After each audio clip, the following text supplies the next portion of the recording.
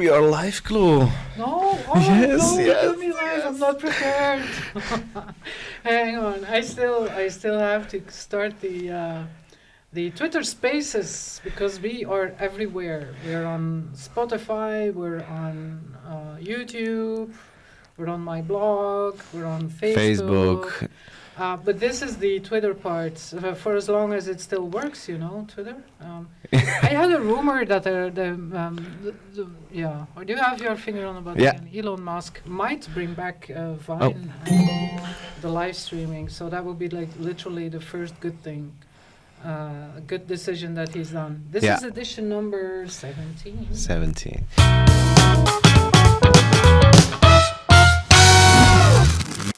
Yeah, for you guys, welcome to Chaos Amazement, where we explore the impact of digital technology on our daily lives. And my name is Phil Verheyen. My name is Chloe Willards, and together we are building socialrunners.com, and just 1 week we need to wait for a big release. Yeah, we teased last time about the new release of grown-up landing pages. And I just got the guarantee from our star developer that it's definitely going live next Friday. That's how you make things happen, by talking about them, and then it's top of mind with yourself as well. So we might be sitting here with a bottle of champagne next week. Who knows? So this week, it's been a good week. How was your? Really good. Yeah, real good. I got a lot of public speaking tasks, and I love it. And they also announced that I will be the host at the University of Hasselt at the 10th of May, so people can come and watch our podcast live in the aula. Wow. Yeah, and it will follow up with videos we're gonna post later than the event, but nice. Cool. Looking forward. Yeah, the younger generations, and they react well, to the whole message of creativity and the marketplace, and getting really good at creating content using the latest tools. Yeah. The thing that made me really happy, the best news I think all week, was that Runway. One of my favorites. If you ask me where is AI and video going, the answer to me is Runway ML. I think we mentioned it a couple of times before. It now has an app. Oh, so if finally. And the app. So you just search for Runway ML, I think, in your favorite app store. And you get 250 credits, which get you, I think, I tried something and it cost me 15 credits. So you can mess around with it a little bit and then try to play with it. Currently in the app, it's only what they call Gen 1 of their platform. And with every generation, it becomes more amazing, of course, and more indistinguishable, even more indistinguishable from Magic. But the Gen 1 that they have there is that you can transfer the style of, for example, claymation, Wallace and Gromit style, or black and white animated charcoal drawings onto your own video. Short video, of course, like 15 seconds. But I downloaded the second I heard about it, and then it took me like 2 days to be able to create an account. So I think it's been pretty busy on the server. Yeah. But then yesterday I played around with it. So for everyone here who realizes that you have to become really good in being a creative, today, 2 apps that you need to use download today is CapCut and now also Runway. Yeah, wow. So that will... that's good news. Yes, very good news. That excited me. And then another one that I used this morning, because I only heard about it this morning. So Grammarly, which has been around for ages. If you, like me, write a lot of content, so my base format is basically text. With you, it's like images, but for me, it's text. So I've been using Grammarly for quite a while now. I never publish anything, a book or a blog post, without first running it through Grammarly. So the good thing about Grammarly is that it remembers your preferences, so it's a lot more than just a spell check. And then lately I noticed that sometimes it will make suggestions, like want to sound more confident. Who doesn't? And then it will suggest to rephrase your paragraph or your sentence. So they were already moving up, but this morning I found out they also have a new feature called Grammarly Go. Okay. And that's pure generative AI for text. And it is a separate app, which I haven't downloaded yet, because you can also, I use Grammarly in Safari, in the browser, really. And it just, you have to summon it. A little bit like you have to summon Bing's creative mode, and you have to really look in Canva where their text-to-image AI is.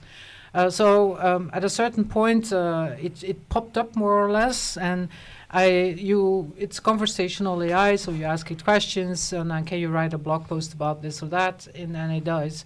But then it reminded me more the interface of DeepL. Have you used DeepL before? DeepL, so for those who don't know, so DeepL is DeepL.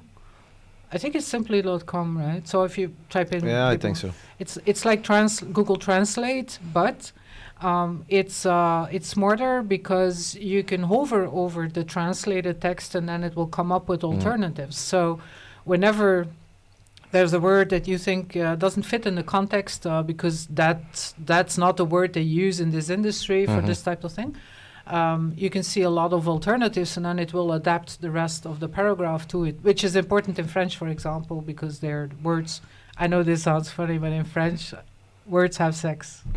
So they're either female or male, that's my point, and it can have consequences for the rest of the text. I just really wanted to say that. In French, words have sex. Anyway, DeepL. And so Grammarly Go behaves a little bit like that. So it will give you a text, but then it will also allow you to kind of tweak it in a very small pop-up, I must say. And then the minute you're more or less happy with this generated text, you can choose Insert, and then you will end up in your trusted Grammarly environment. And this environment that, for example, in my case, I've been working with for over 5 years now, remembers my settings and my preferences, and then it will nevertheless, even though Go created it, the Grammarly proper will then still make suggestions for the spelling, the word choice, passive sentences, etc. And I wrote a blog post about it, which is linked to in the show notes in my newsletter, Chaos Amazement, globilats.substack.com for the fans. And or you can find it in the description, of course. So, I mean, it's different from ChatGPT, though. The creativity is different. ChatGPT has been pre-trained on Wikipedia, Reddit, and Twitter. While Grammarly Go has been pre-trained, I think, by all these Grammarly customers that have been using Grammarly and writing Grammarly. So it's trained on a completely different set. Although it's also creative in its own mind, I think it's a safer choice because, as you know, ChatGPT will sometimes show a bias and then go, over to the dark side, be a little bit, racist. Or I don't think Grammarly Go would go there. Not because it's been throttled, it's not, but because it's been trained, I think, on texts of professional copywriters. So, and now my writing routine has become a mix of going to Bing first, because I'm still in a very steady relationship with Bing, the app Bing in creative mode, because Bing can do internet research for me. And an example that I demoed earlier this week was, let's just say you have to write a text for your website about Earth Day, and the theme is bee colonies. So I simply ask Bing, is it true that bees are dying? And it will say, yes, it's true. And then this is the status and bee population decline, and links to a number of reports. So that kind of gives me a very good angle, but not a text. I will copy paste the angle with, sourced from around the web to ChatGPT, because ChatGPT is really good at transforming a text. Like in this case, search results from Bing. Transform this into a blog post. I'm not really happy about it. Then use Grammarly Go to come up with extra paragraphs that, while maintaining a good flow. and then using Grammarly proper to put it in my writing style, and then use Lex. So the address for Lex is lex.page. Lex is another generative AI. Okay. Yeah, which is, I found out, really good at coming up with blog titles. Oh, really? Yeah, that's what I use. I don't know for. the... You could ask Lex, you say, write a blog post about declining bee populations. It will do similarly. Not as good as ChatGPT, not as good. The research won't be as good as Bing's. The flow and the grammar will not be as good as Grammarly goes. But it's genius when you ask it to come up with a really good title. And it will just show you 5 pretty good titles and then 10 more if you ask it. And all of the titles on my blog posts are from Lex. So this whole mix of tools I'm using right now to create more content, in my case, text. So that makes me very, very happy. I don't have a sense that my texts are losing soul. With Casey Neistat in his video last week called your content becomes a photocopy of a photocopy of a photocopy. I don't have the sense. I now feel empowered by a small army of very eager co-pilots, really, and each one of them is good at one aspect that really helps me get from one rough angle to a first draft, to a second draft, and then finally a text that I'm happy with. So that's why I'm very, very optimistic about the way this is going. Wow. And then we had even more good news. Oh, that's another thing that I wrote a blog post about. So Black Mirror is coming back, people. So there's going to be a 6th season. Finally. Yes, finally, because the last installment of Black Mirror, so they had 5 seasons. I didn't even realize that, 5 seasons, was in 2019. Yeah, it's a long time ago. That's like pre-pandemic. Yeah. That's like a different age. Every year I go back and I go to Black Mirror. Oh no, new season. Oh, there's a new one coming now, and I saw the trailer. It was pretty violent. That's what struck me. There's a lot of it's closer. Oh, of course, it's just a trailer, and the trailer wants to make people excited about the next season, and I make sure that they keep it on their watch list somehow. But it struck me that it was closer to a horror movie than to science fiction. Okay. Yeah. So, and so in the show notes, I linked to a blog post where I discuss my 3 favorite Black Mirror episodes. And like the one called Nosedive, where everyone is giving scores to each other, and if you have a low score, you can't enter the building anymore. There's the other one called Hated by the Nation, where people who are being cancelled on hashtag death2 and then a name, and if enough people tweet with this hashtag pointing to you, for example, you would be killed. Okay. By the end of the day, that's Death to the Nation. And then there's the other one that is in black and white with these spot-like robo-dogs that hunt down a woman. Because she was part of a group of people who were stealing from... For me, it was the one with the couple who had the lenses. And the lenses who are wired with your brains and that you can recall all your events. Whoa. So what you did. And that was a really crazy episode because... the wife and the husband, usually it's just the wife who remembers that you forgot the wedding anniversary. Yes, it was like this. Oh you forgot this and okay, listen. Oh, like this. Yeah, crazy. So let me check if I got. I didn't take note of the date, but it's something that I'm literally looking forward to. Season 6 of Black Mirror, and I'm very, very eager to watch. I'm gonna drop everything. I'm curious, people who didn't watch the series before all this happens with AI, was like, and now if they watch it, they will be like, a lot of the things that were shown in Black Mirror episodes are now reality. Yeah. So usually science fiction movies are like 10, 20 years ahead of reality. But Black Mirror, they were very, very close. Although when we were watching it, we thought, that's, science fiction. Mhm. It's just something that science fiction authors will write about. It's not reality, and then only 2 or 3 years after, you're like, whoa, Yeah. it's happening. Black Mirror season 6, but we need a little bit of chaos as well, because we can't be happy all the time, right? So we need a little bit of darkness in our lives, and the darkness is now on the side of BeReal. BeReal, yeah, BeReal had a really good 2021, I think, or was that Clubhouse? And was 2022 BeReal? We discussed it a few weeks ago, Yeah. that the declinement of the Yes, users. yes. But I don't know what happened at BeReal headquarters this week, but something weird must have happened. I double checked. So BeReal there's this website called data.ai where you can check in the category social media, for example, both for Android and iPhone users, what the top 10 is of the social media apps with the most active users, and BeReal is not even in the top 10 anymore. So it's falling off the scales. And so there were a couple of news articles this week about what is being called BeReal's slow fade. And one of them was TheVerge.com. TheVerge.com wrote an article with an overview of the type of features that have been launched by BeReal, and were not they were very, not very spectacular.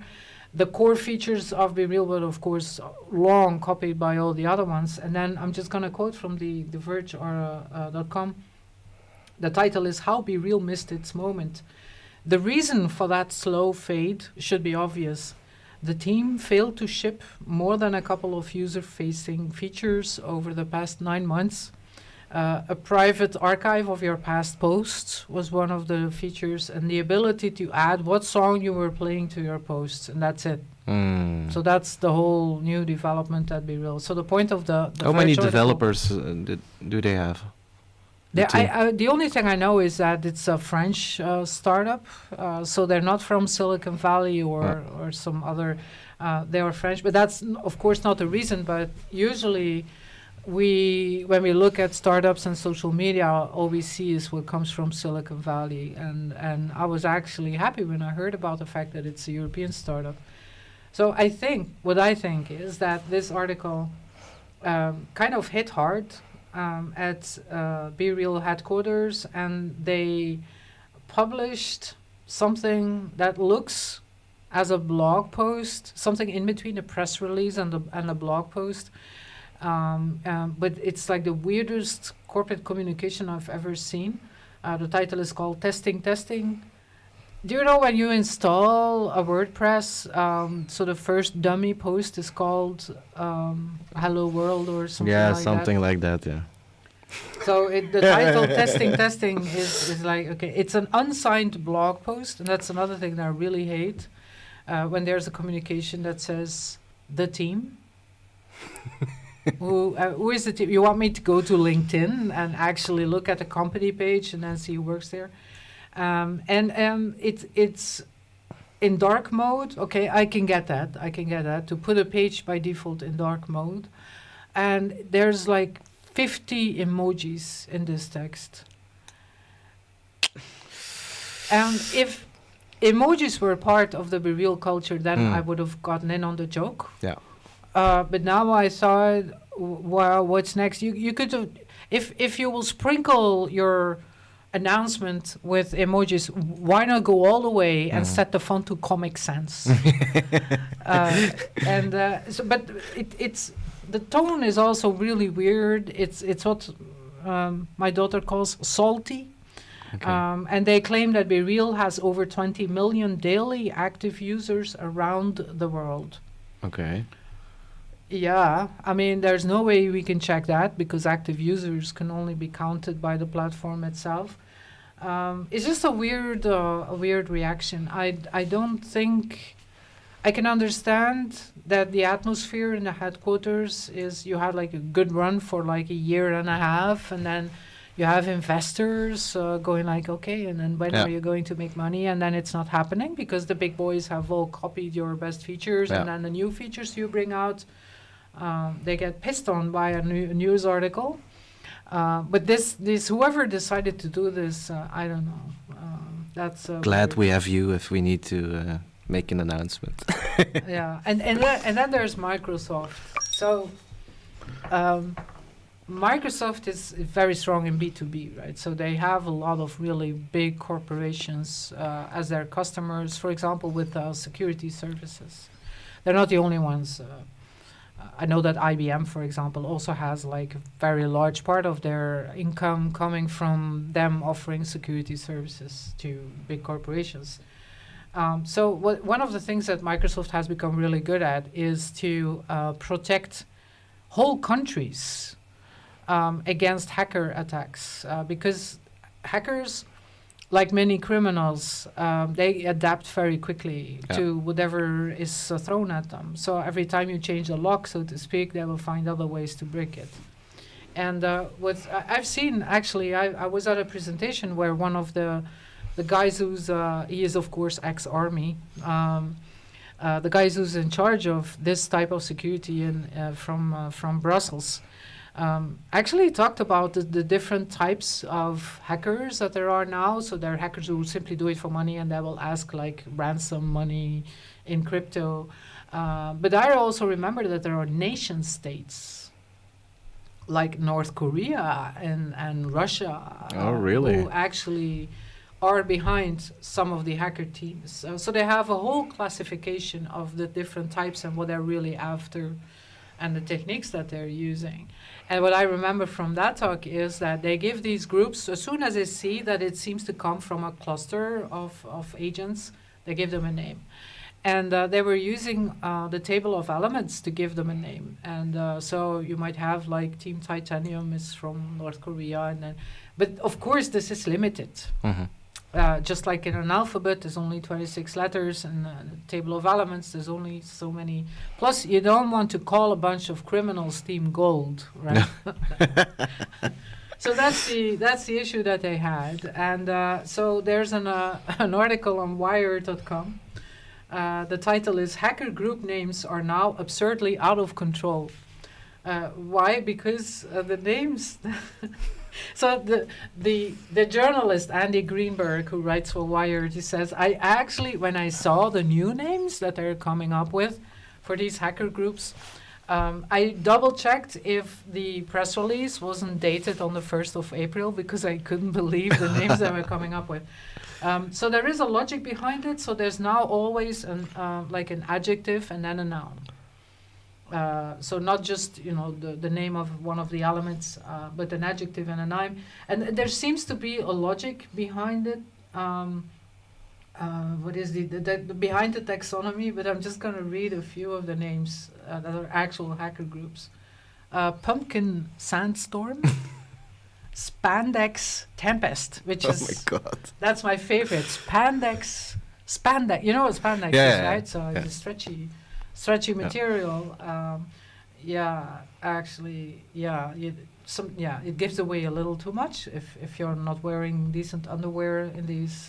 Definitely for a guy. Definitely for a guy. Yeah, but a guy, you actually, if you want to put it out there, and still not leave it hanging, you wear a spandex short, right? Yeah. Another one, Charming Kitten.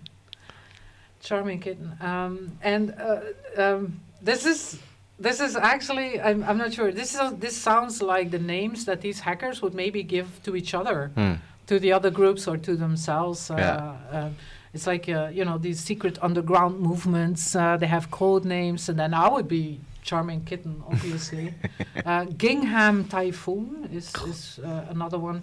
Periwinkle Tempest is also one. So, and then I thought, why are they doing this? Probably they have a sense of humor, but also naming something is also claiming power over something. Mm-hmm. And by giving them ridiculous names, that's actually genius. By giving them ridiculous names, I think they take away power from these hacker groups.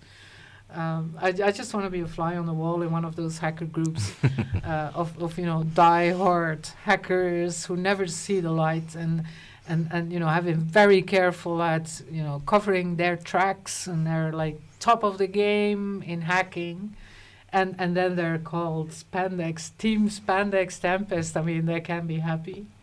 Nice. So that's another thing that I thought was really interesting content is so Gary V, who is like a content machine in himself. He's everywhere all the time. He does keynote speeches, he publishes videos. I mean, he's got everywhere where he has millions of followers, and he posts. On almost every different platform, he has different content as well. Different content as well. So it's not like he, in the morning he gets up and he say, yeah, it's another good morning, and then reads the weather report or something, and then uploads the same video to all the Yeah, but he has platforms. his team, Vayner Of Media, course. who is working on it as well. Yeah, of course. Vayner Media, I can imagine that young creatives are fighting to have like an internship at Vayner Media, because you learn so much and it's a great reference. And probably they will be the ones who create the Reels, the TikToks, etc. But it's always Gary's face talking, so you still have to come up with all of this content. And I know it's very meta, so GaryV.com is, I think, the best place to go find this piece of content. Great title, How to Make Content in 2023.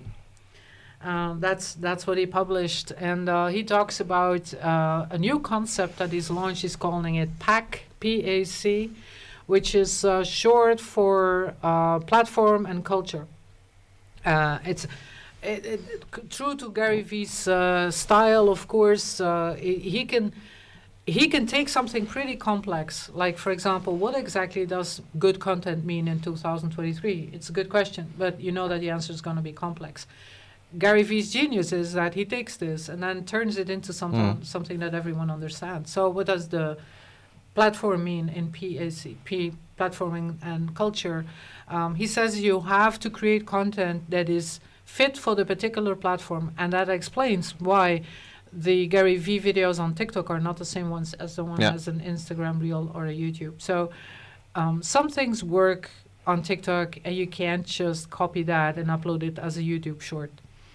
Although I see like 2/3 of the YouTube shorts I see are visibly TikTok material. So you have to make the effort to make to make content that is specific for that platform, and use the features that make that specific platform unique. So, for example, on TikTok, music plays a really big part in that, and then some of the special effects are also unique. Response video. So there's so many things that make TikTok TikTok. Yeah. While on Reels, you will have to edit something completely Look at different. Mr. Beast's content. It's flashing, and also the font he's using is not that, smooth. It's like Edgy. Comic Sans Yeah, 2.0. over the top, a little But bit over the it top. flashes and it's spam in your face, and that's good for Gen Z or On Gen TikTok. Alpha as well. Yeah. While YouTube is you need something completely different. Yeah. YouTube sometimes for me is if you scroll because the YouTube shorts, when you're watching YouTube from your app, when you scroll through your feed, I think 1 in 3 of the items you scroll through is a carousel of YouTube shorts. And very often they are clips from old content. There's very little original content in there. And in my case, there's a lot of Keanu Reeves. A mix of the real Keanu Reeves and unreal Keanu, for example. So it's like a bubble that will show you rehashed content that has been on the internet for a while. So that's something completely different than TikTok. So that's the PAC is Gary V's platform. And then the second thing is culture. And then he says, you also have to make content not just for the platform, but that fits with the culture of your brand, of your company. And there are some surprises in there, like Ryanair, the way Ryanair makes content, the way Duolingo, the language app. I think these two are two very good examples of how they show what the company culture is like, and then implement that in the way they create content for example, TikTok. And then still have the same culture, tone and voice is what marketing people call this, the same tone and voice, same attitude, the same sense of humor, the same style, but adapted to the other platform. So Ryanair will be different on YouTube, for example, and on Twitter. So platform and culture, that's what Gary Vaynerchuk says. But for small companies, that's really hard work. That's why it's hard work. Yeah. He makes it sound so easy, platform and culture. Yeah. But that's why it's a lot of work to use content marketing as your main content marketing tactic. But it works because whatever platform you're focusing on, your own media like your website and your newsletter and or social media, you will need to feed the content beast. Even if you're SEO focused, it doesn't matter. Yeah. You need to push out a lot of content all the time, as we do. Yeah, and that's why our culture has worked together with creators. Yes. You can book them in your neighborhood, and you can see when they are available. You can take a student for TikTok videos, for example, but you also can do a professional for explainer videos and stuff like that. So, indeed, yeah. Now is the time to get good at skill up and become a creative. Yeah. I keep repeating this every week, but it's a very, very hungry market out there. And I think there's also budgets, even though marketing budgets very often get cut whenever they're supposed to be, a company says, yeah, we need to cut budgets. It's probably going to be the marketing budget, but not for content marketing. So get good at creating videos that are specific for the platform and still match the culture. Yeah. That's the focus. There's one lady I would like to mention today. Whenever I can, I try to mention female artists and female thought leaders because it's so obvious to mention the classic male ones. Her name is Esther Perel, and I read a couple of books about her. So usually she's a psychologist, and she writes book about relationships and love.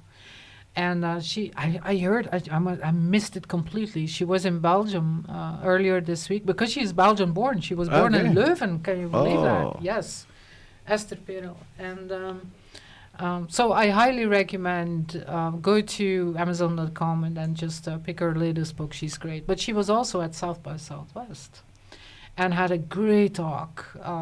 And it's available on YouTube. The title is Esther Perel on the Other AI, Artificial Intimacy.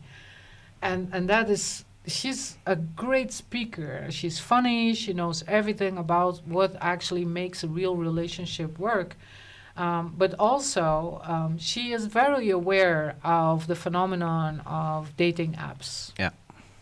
And I think Tinder changed everything. And Tinder has been around for 10 years now. Tinder, and before that, Grindr, obviously. But now, so I mentioned it before that a lot of 20-somethings now, for the first time in history, don't have a boyfriend or girlfriend. And then there are some markets, like, for example, the Chinese markets, where a lot of people prefer having a virtual girlfriend or boyfriend over having a real one. Really? Yes. For example, women, like my Keanu Reeves hookup, right? So I had a replica with a K. Replica with a K is an app with a virtual companion. And I tried it out, and then, it didn't work out. Let's put it that way. But it's a very big market. Like women, for example, will appreciate this virtual boyfriend that will sing them to sleep every night, and that remembers their birthday and the wedding anniversary, knows their sense of humor, will ask, how was your day? That's a lot more than most boyfriends or girlfriends will do in reality. That's true, yeah. So Esther Perel, in her talk about artificial intimacy, is very well aware about how algorithms serve as a market that doesn't want to take a risk in trying to find a new relationship. And just like sales, dating is a numbers game. So the more people you meet, the higher the chance that you will meet the one and only. And now, of course, all of these apps also have artificial intelligence and are learning, just like in the movie Her, from all of these other users and what type of intimacy they're looking for. And so we have, and that's our main point, we have optimized these apps are better than the real thing for many people because they have optimized intimacy. A lot of these apps are actually so good at making their users happy Wow. that it's become harder for a real candidate boyfriend or girlfriend to keep up with that. So that's her main point. And she says you can't actually optimize intimacy. We think we do.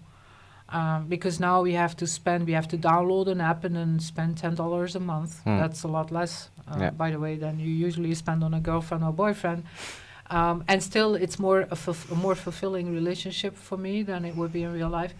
But she warns against the impact that this technology is having on our real lives, and because it lowers our expectations of intimacy between humans and leads us to settle for simulated versions of reality that may or may not be as satisfying or effective as actual human interactions.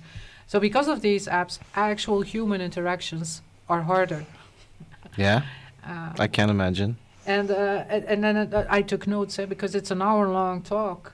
By de-risking, because you don't have to go out and wait in a bar and maybe this person doesn't show up, right? You just download the app and then by de-risking and automating life, we are turning intimacy into a commercialized process that eliminates errors, while at the same time we are losing the social muscles that help us thrive in life.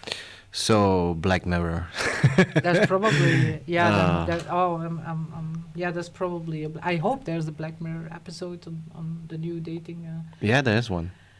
There already is one, right? Yeah. So and that's so she's not like the sky's gonna fall and we have to ban AI. She's pointing to the real issue. We have become incapable of tolerating any uncertainties or imperfections that may arise because the virtual boyfriend is perfect. And this leads to a checklist mentality in which we narrow our options and remain in a constant state of optimization. So after let's just say after Keanu, my virtual boyfriend, he is so perfect. He looks good. He doesn't fart. He asks how I am. He remembers what I told him, etc. He's considerate. And this leads, according to Esther Perel, to people afterwards, whenever they meet someone, they say, compared to Keanu, actually, I have this checklist.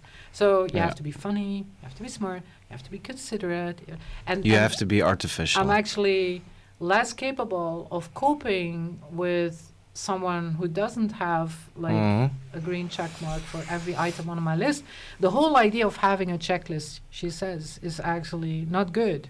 Because in reality, people, and she talks about her own husband, that her checklist for the ideal husband, that he totally fails this checklist. Yeah, of course. And she says that probably he also has like a similar checklist for a wife, and then she will also not tick a lot of boxes on that one, and still they've been married for 40 years. So this is a lot bigger than what I thought the impact of Tinder was on dating and relationships.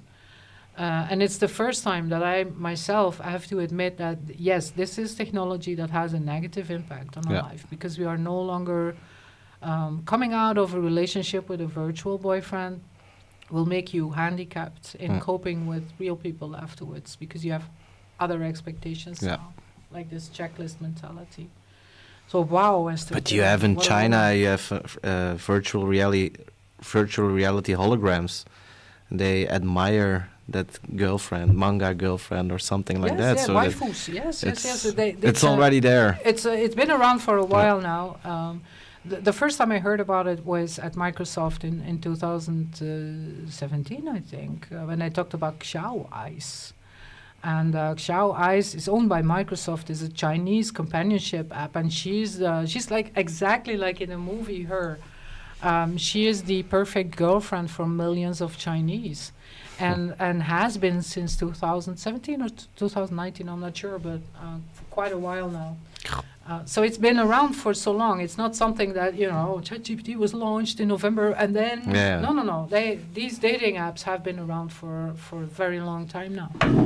But Esther Perel, for the first time, changed my mind about how big the impact can be on how we behave as humans towards other humans. We'll be forever alone.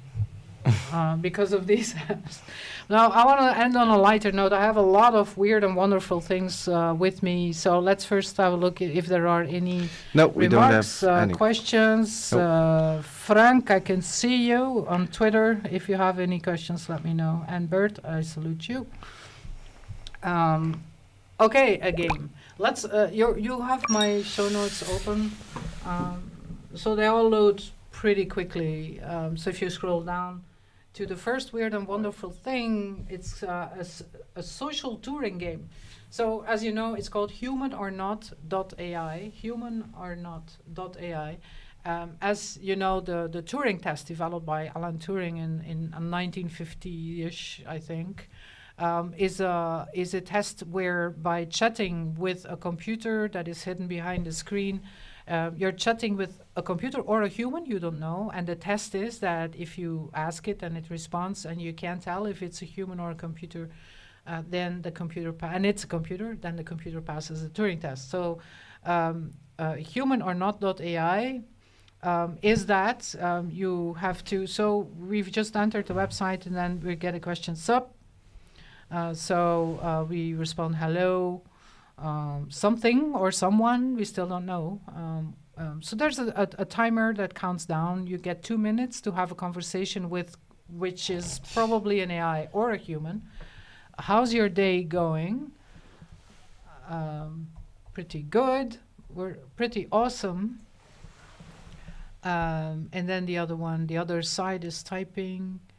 And by the end of this conversation, which will still have to carry on, I'll just, for another minute or so, how's the weather outside? Pretty, when it said sup, I thought this is a human.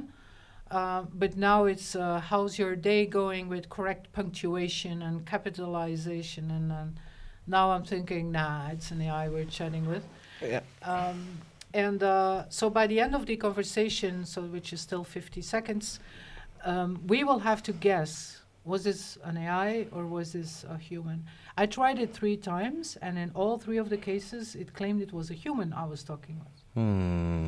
Yeah. So, yeah, I'm a little more cynical than you are. You're a lot more optimistic. I think we're all being guinea pigs in a social experiment by some artist or a university, and that we're now actually feeding something that will become a scientific report that says we will not know. We will never know. Yeah. AI has become so good that we can still tell people it was a human and they will accept our answer, for example. It will be something fucked up like that. Yeah. Or am I just, okay, so the conversation time is over. Who did you talk to, Phil? Human or a bot? You think a bot? You just talked to a human. So let us know, because this is fishy. This is fishy. So out of 4 times, the website tells us you've been talking to a human. I just refuse to believe that. Yeah. And I think it's a social experiment. Yeah, probably. So do try out Human or Not.ai, and if you also get you just talk to a fellow human, then we definitely know that this is a setup. There's another game that we're not gonna play. I'm just gonna talk about it. It's called catpark.game. It takes a while to play the whole game, and it's not for your entertainment. It's basically an educational website that will teach you what the mechanics are behind moral outrage and fake news, which is interesting because as you know, sometimes people believe, like the anti-vaxxers, they genuinely believe that vaccines will give your children autism, something like that, or that it is, the whole idea behind vaccines was, or the pandemic, something like that. So people they believe fake news, right? So they see fake news on social media and they will share this fake news because they really believe they are part of the few people who realize that there's a conspiracy going on. So that's what catpark.game is trying to warn you about. So it looks so innocently enough. So it's about a cat park that is going to be opened in the city where you live. And since I'm a cat owner, you're a dog person, right? Yeah, I'm a dog person. But I'm a cat person. So I was for opening a cat park because you already have dog parks. Why not cat parks? So at first I tried to say, no, I think it's a great idea. I'm going to like this on Facebook, etc. I'm going to send this message to my friends and family in something that is like a pink version of WhatsApp. And then it gets a little bit out of hand. You will notice that the game will nudge you into getting very upset about this cat park, and it's this is not where funding should go to. What about etc. And then if you play it long enough, you will get you will also feel this moral outrage, and then share fake news on Facebook about that it should be stopped. The cat park should be stopped, and then the politicians who agreed to give this funding should be cancelled. So that's catpark.game. And then there's another one, and we'll have to give another euro to the jar. I'll push it already. Elon Musk. There, I said it. Elon Musk .today. You have to go visit it. So the headline for this website, Elon Musk .today, is like Donald Trump, but for nerds. And what this website does is that it is keeping track of all the promises that Elon Musk has made in the past 10 or 10 years or so. Actually use the promises that he makes about Tesla, for example. By 2023, we will have full self-drive, for example. As an example, when I teach about business strategy, is that if you have a visionary leader, like the founder of the CEO, you must tell this person never to say anything that is attached to facts, numbers, or dates. Because on a visionary level, you cannot tie yourself to something as realistic as a time or a date. But he does this all the time. All the time. For example, let's just say one of his companies, Neuralink, about Tesla, something pretty. So 232 days ago, Elon Musk said that Tesla would start paying customers when service appointments are rescheduled with little notice in order to be fair. So he promised this on the 9th of August on 2022, and it still hasn't happened. That's one of the easy ones. The more you scroll down on this website, Elon Musk today, so over 4,000 days ago. He's coming a little bit quieter on the Twitter, I see. The first one that just doesn't... The first one is 160 days ago. That's a long time for him, not to promise something. Maybe finally he realized that as he is a visionary. I don't contest that. Yeah. But a vision doesn't have a deadline. If a vision is a dream, if it has a deadline, then it's a goal. Then it's an objective. A goal is a dream with a deadline. But he, as a visionary, should never talk about objectives or goals. But he talks about his vision. Isn't this for investors like the Boston Dynamics and his robots? Like, oh my God, Elon will pull it off. Like this, that investors or stockholders will invest in having the genius boy is a dream for investors that are willing to throw money at. And we've had everyone is still waiting for the new Steve Jobs and the new Mark Zuckerberg. So that's why these accidents happen with FTX but in his case, the list is so long. That it's a website that it's not like we need to cancel him or he should be. It's just that someone made the effort to keep track to keep the score of all of his promises. One of the older ones is 10 years ago. He promised superchargers, Tesla superchargers in the future, that they would be free and solar powered. 10 years ago. So that you see those. I'm trying not to smirk, but it's Elon Musk today. It's an amazing website, I think. What else do we have? That's the last one for today. I try to end with always try to end with something more philosophical and zen, because we have chaos And everyone A lot of panics, amazement. And there's amazement, and everyone gets excited. And then just to land a little bit on our feet again, I try to find something. No, not the gorillas. The koi pond. The URL of this website is koi or the fish, right? So there's quite a few Asian cultures where they believe that koi, the fish, bring luck. Yeah. And that's why to have them in your house brings luck. And that's why some of them, especially the ones that are white with a red dot on their heads, so they look like the Japanese flag, are pretty expensive. But what we're looking at, koi pond, koi like the fish, K-O-I, koipond.fish, is a website where I'm totally mesmerized. So there's a number of crudely drawn koi fish swimming around slowly in a blue ocean, and you can feed them by throwing around little dots, and then whenever there's a little dot for them to eat, one of them will swim up to it and eat it, and that's it, folks. That's it. I mean, there's no sound effect, there's no ambient music. They don't do a happy little fish dance. We don't do any Nothing poetry at this all. week. Nothing at all. It's just a slowly swimming koi fish in an imaginary koi pond, swimming towards your little red dots. Yeah. So next week we're back. We're gonna make it happen. Yeah. This is a commitment that we're making to ourselves, not only to be here next week, but to also be able to announce that socialrunners.com is going to the next phase, and Pop champagne, woo! and I'm deliberately, saying it out aloud so that we will, even if you have to pull an all-nighter. We speak it into existence. We speak it in. That's the Phil thing to say. Yes, let's speak it into existence. The new and improved version of socialrunners.com. Next Friday. Yeah, thank you very much, and don't forget to subscribe on Spotify, Apple Podcast, or Substack. And YouTube.